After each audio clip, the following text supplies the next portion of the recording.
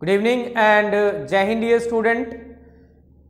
आज की जो क्लास है फिर से class 10th standard computer science IT, जिसका कोड नंबर है 402 और एग्ज़ाम पॉइंट्स ऑफ व्यू से बहुत ही इम्पोर्टेंट है आज की क्लास भी, क्योंकि कल ही आपका एग्ज़ाम है, तो इसलिए आप इसको भी अच्छे से देख करके जाएंगे। तो आज का जो टॉपिक है page setup in MS Excel. MS Excel में पेज सेटअप कैसे करेंगे और उसका यूज़ कैसे करेंगे, इसी के ऊपर जो है आज की वीडियो है। तो आगे बढ़ने से पहले यदि आपने अपने इस चैनल को अभी तक सब्सक्राइब नहीं किया है, कृपया सब्सक्राइब कर लें, बेल आइकन को प्रेस कर लें ताकि हमारी नई वीडियो के अपडेट्स, नई नोटिफिकेशन आप तक आसानी से पहुंच जाए। तो चलिए स्टार्ट करते हैं। As the name suggested, page setup in MS Excel. So before printing MS Excel sheet, we are going to set the page setup. So page setup में कई चीजें आती हैं। तो सबसे पहला हम लोग इसमें देखते हैं पेपर साइज। पेपर साइज जो है आपका वैरी करता है, बाय डिफॉल्ट लेटर होता है, उसके बाद A4 होता है पेज, फिर A5 होता है और लीगल होता है। ये सारे जो पेज के साइज हैं वो पेज सेटअप के अंतर्गत आते हैं। हम लोग पेज की सेटिंग करते हैं कि हमें किस प्रकार का पेज प्रिंट करना है। तो जनरली यदि आप बिग टेबुलेशन जनरेट करते हैं, बनाते हैं, स्टूडेंट इन्फॉर्मेशन और किसी कंपनी की इन्फॉर्मेशन या फिर बैंक की इन्फॉर्मेशन एम्प्लॉयज़ के लोग बनाते हैं, एम्प्लॉयर्स तो क्या करते हैं, लीगल यूज करते हैं, otherwise we generally use letter. इसके बाद आता है पेज सेटअप में पेज का ओरिएंटेशन। पेज का ओरिएंटेशन कैसे रखा जाता है? तो पेज का दो तरीके का ओरिएंटेशन होता है। पहला होता है पोर्ट्रेट और दूसरा होता है लैंडस्केप। तो पोर्ट्रेट बोले तो ये जो है इसका साइज इस प्रकार से आपको दिखेगा और लैंडस्केप बोले तो ये इस प्रकार से आपको साइज दिखेगा। ये दोनों साइज आपके पेज ओरिएंटेशन के लिए आता है, चाहे आप A4 लीजिए, चाहे लीगल लीजिए, चाहे A5 लीजिए, चाहे वो आप लेटर लीजिए। इसके बाद जो नेक्स्ट हमारे पास आता है पेपर के साइज जो होता है वो विड्थ में होता है, हाइट एंड विड्थ में होता है। तो यदि आप लेटर लेते हैं या A4 लेते हैं तो बाय डिफॉल्ट जो विड्थ होता है 8.5 इंचेस टू 11 इंचेस। अब इसके बाद तीसरा जो पॉइंट है इसका पेज सेटअप में वो है मार्जिन। ये बहुत ही अहम चीज है, बहुत ही इंपॉर्टेंट चीज है। पेज का जो मार्जिन होता है वो 4 तरीके का होता है, मतलब 4 डायरेक्शन से हम पेज की मार्जिन जो है सेट करते हैं। बेसिकली मार्जिन क्या होता है? स्पेस होता है जो कि हम लोग छोड़ करके यूज करते हैं कि कितना हमें मैटर लेना है और कितना स्पेस हमें छोड़ना है उस पेज का स्टार्टिंग से। तो सबसे पहले देखिए, ये सपोज कीजिए ये आपका पेज है और पेज की 4 तरीके की मार्जिन हम लोग सेट करते हैं। पहला होता है टॉप का मार्जिन, उसके बाद बॉटम का होता है मार्जिन, उसके बाद लेफ्ट होता है, उसके बाद राइट होता है। ठीक है, तो बाय डिफॉल्ट जो लेफ्ट का मार्जिन होता है वो 1.25 से स्टार्ट होता है लगभग। सेम यही कंडीशन राइट साइड में होता है। टॉप में भी ऑलमोस्ट 1.0 इंच होता है और बॉटम में भी 1.0 ऑलमोस्ट होता है। इसको हम लोग अपनी नीड के अनुसार, यदि लेफ्ट का मार्जिन आपको ज़्यादा करना है, बढ़ाना है, 2.25 करना है, तो यहाँ पे इस प्रकार से आपको दिखेगा। यानी जितना आप पेज की रिक्वायरमेंट है, जो डेटा है आपके पेज पे, उसके अनुसार यदि आपको पेपर की सेटिंग करनी है, मार्जिन की सेटिंग करनी है, तो आप मार्जिन वाले ऑप्शन से जाकर के टॉप का मार्जिन कम करना है, बॉटम का मार्जिन कम करना है, राइट का करना है, लेफ्ट का करना है, उस हिसाब से आप सेटिंग कर सकते हैं। इसके बाद आपके पास एक और चीज आता है, इसी पेज में हेडर एंड फुटर आता है।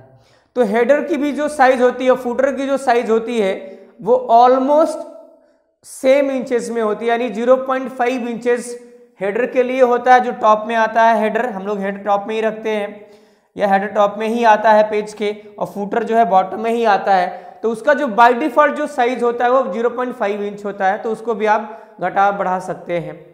पेपर में हेडर का यूज क्या है, what is the use of header in paper sizes और even when we use MS Excel sheet. तो अगर आपको कोई ऐसा इंफॉर्मेशन देना है जो हर पेज में आए प्रिंट करने पर, तो हम लोग वो इंफॉर्मेशन हेडर में देते हैं। हेडर में हम इंफॉर्मेशन दे सकते हैं, पेज नंबर दे सकते हैं, डेट एंड टाइम दे सकते हैं, इमेज सिंबल दे सकते हैं। सेम हम फुटर में भी ये कार्य कर सकते हैं। इसके अलावा अब हम लोग बात करते हैं सेटअप के अलावा एक और पॉइंट है, जब हम बात कर रहे हैं MS Excel शीट की, तो by default name of the MS Excel spreadsheet जो होता है वो होता है वर्कबुक 1। बाय डिफॉल्ट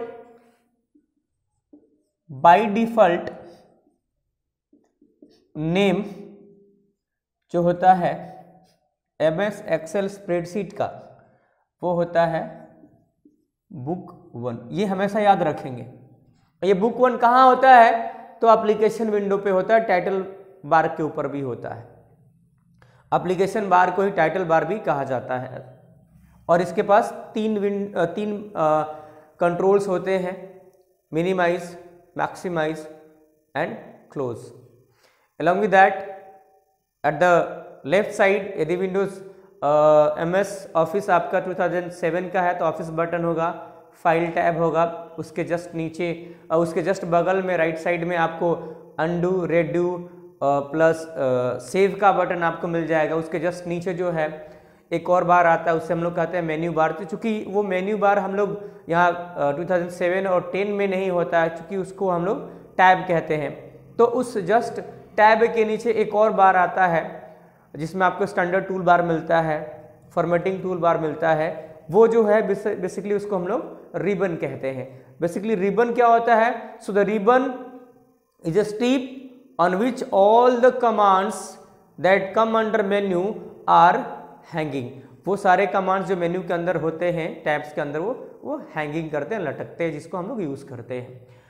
तो चलिए अब बात हो गई by default MS Excel spreadsheet का नाम क्या होता है, बुक 1। और एक वर्कबुक में, in one workbook we have by default 3 sheets, 3 sheets होते हैं एक वर्कबुक में। Name sheet 1, sheet 2 and sheet 3। Not only that, इतना ही नहीं, हम लोग इसमें मैक्सिमम 225 वर्कशीट इंसर्ट कर सकते हैं एक वर्कबुक के अंतर्गत, या एक बुक के अंदर हम लोग 225 सीट इंसर्ट कर सकते हैं। अब इसके नीचे अगला जो इंफॉर्मेशन है, स्प्रेडशीट क्या होता है, तो कलेक्शन होता है टेबल्स का, जिसमें टेबल क्या होता है, what is table, so collection of row and column और group of row and column is called table. So row and column क्या है, रो किसे कहते हैं, कॉलम किसे कहते हैं।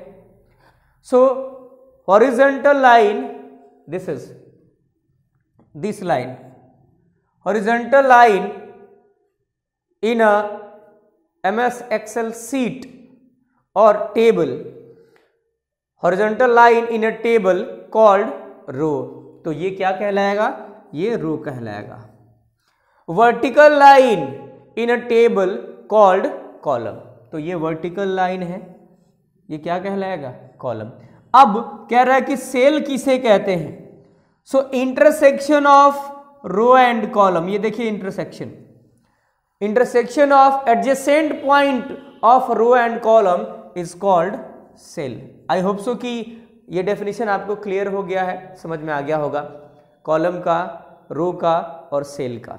तो एक चीज और है कि कॉलम का लेबल को कैसे रिप्रेजेंट किया जाता है एमएस एक्सेल सीट में, रो के लेबल को कैसे रिप्रेजेंट किया जाता है एमएस एक्सेल सीट में। तो चलिए इसको भी समझ लेते हैं।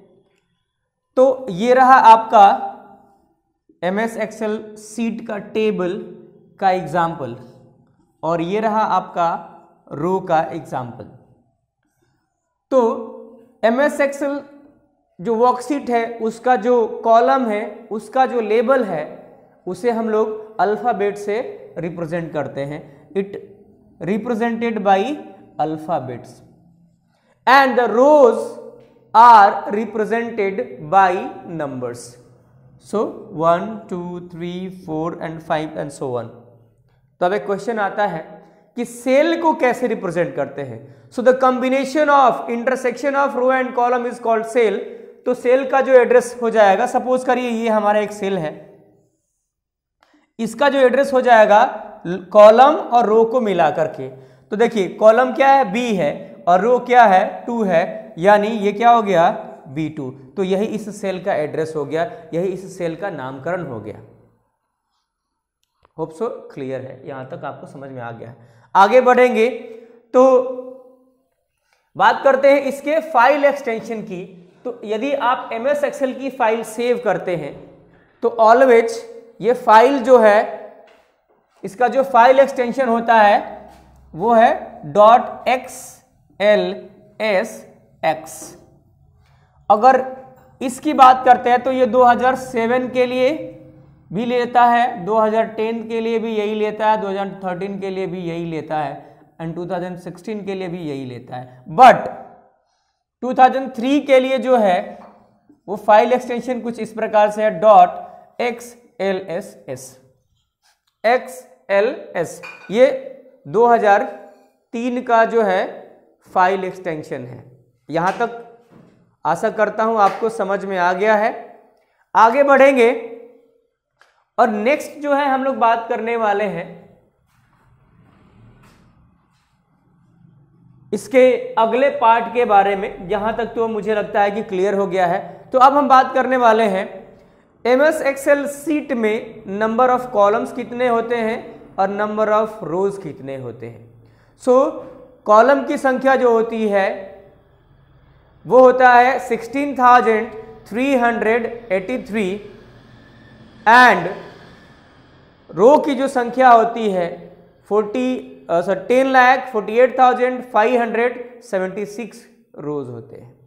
लास्ट कॉलम का जो नाम होता है वो होता है XFD और लास्ट रो का जो नाम होता है या लास्ट रो की जो संख्या होती है वो होता है 10,48,576। तो आज के लिए बस इतना ही। अगर आपको ये वीडियो अच्छी लगे तो कृपया लाइक शेयर सब्सक्राइब जरूर करें और अपने दोस्तों तक जरूर पहुंचाएं ताकि उनको भी इस वीडियो का लाभ मिल सके और हमारी नई वीडियो आप तक और उन तक भी पहुंच सके। आज के लिए बस इतना ही। जय हिंद, जय भारत।